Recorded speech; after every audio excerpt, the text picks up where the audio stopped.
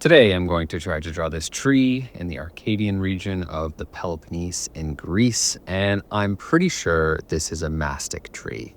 In this part of the world, mastic is used as a flavoring for so many things, including bread and cheese, sweets, liqueurs, and maybe most famously, it's originally used as chewing gum. I've recently had it in a tonic water as well, and it has sort of a piney flavor. Anyway, very cool tree with an amazing history, and I'm excited to be out here drawing it, or trying to. As you can see, I started off going a few different directions before finding my footing. At first, I thought it would be smart to kind of draw these little bubbly island things, but then I felt like somewhere along the line, I would lose track of the general shape. So I moved to this squiggly silhouette. I've realized that it's important to not make too concrete a shape, since trees are usually not these like hard edges against the sky, but instead it's just a varied density of leaves. So by including some open areas or a few gaps, I think I made it feel a little bit more realistic. I go back to the islands once more before completing the circle and focusing on the trunks, which I'm also always going back and forth about. I never know whether I should draw the canopy first or the trunk first, and then when do the branches come into play. So yeah, here I decided to throw everything at the wall almost at once, and even though it was all over the place, I think I set myself up well. Following the basic structure, I moved on to the ground. Going into this one, I knew I didn't want it to be like a tree floating in space. So I wanted to include some small contextual elements. I still wasn't totally sure how I might include the background, but the foreground with all the grass and whatnot gives me a way of grounding things, pun intended, without demanding too much from me or taking away any attention from the tree itself.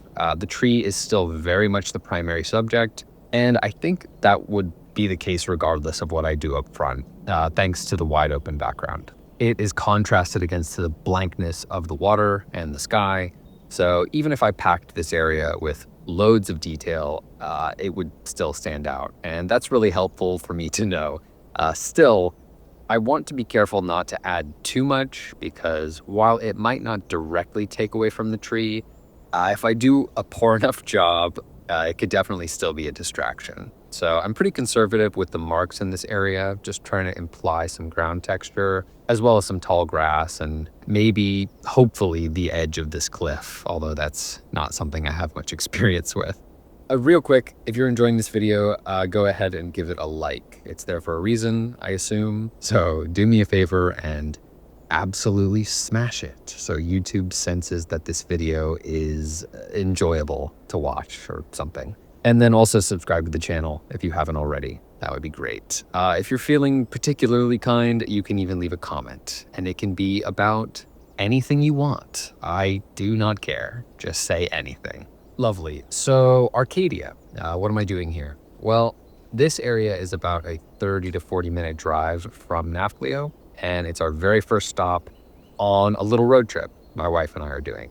We're essentially just following the coastline for as long as possible, stopping wherever seems interesting along the way. I recently watched an amazing video about the Long Way Round series with Ewan McGregor and Charlie Boorman, where they ride their motorcycles around the world. And in that video, the narrator talked about the travel of the past versus the present and how phones and the internet have altered it. It's a great video. I'll link it below if you want to check it out. But it got me thinking about the effect that it's had on me and the way I travel. Social media, online accommodation booking, Google Maps, restaurant reviews, that kind of stuff. It just controls so much of my life, and I wanted to have an opportunity to relinquish myself of that stuff for a while.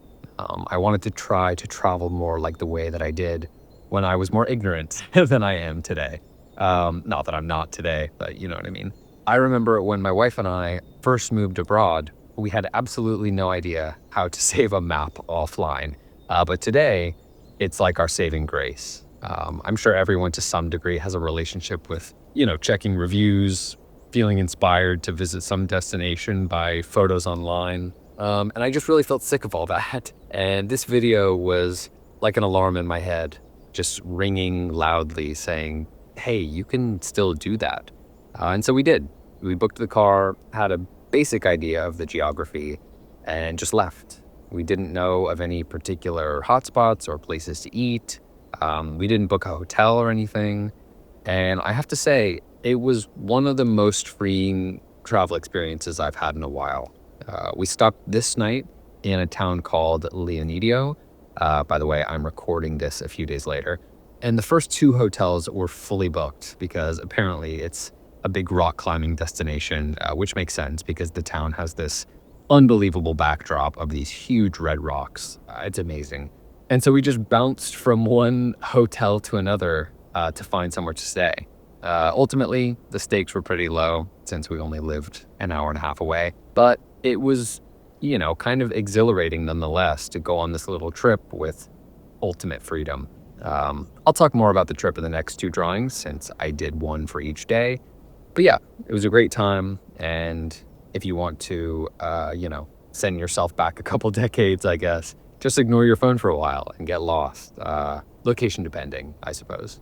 Anyway, you'll notice my tree has gone through some stages, but I think I've landed on something reasonably realistic. There are a million different ways to draw a subject like this, and none of them are objectively correct.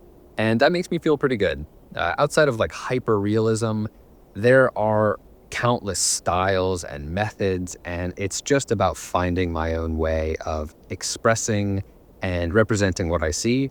And while this may not be what I ultimately land on in the future, if that even makes sense, I think it worked well for me today. There was a lot of push and pull, but I got there in the end, even though I really started to doubt myself in the middle.